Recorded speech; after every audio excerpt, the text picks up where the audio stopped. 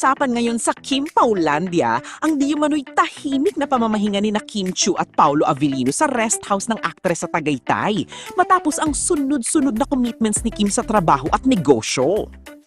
Ayon sa ilang chika ng fans na kumakalat online, naglaan muna umano ng oras ang aktres upang makapagpahinga at makalayo pansamantala sa abalang schedule.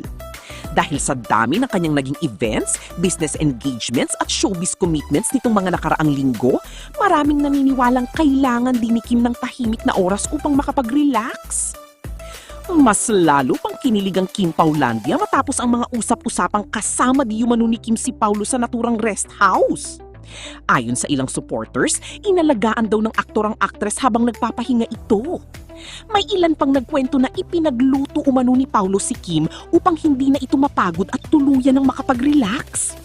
Siyempre, ang mga ito ay pawang fan speculation lamang at wala namang opisyal na kumpirmasyon mula sa dalawa. May iba pang fans ang nagsabing bagay na bagay umano sa tahimik na kapaligiran ng Tagaytay ang isang relaxing getaway.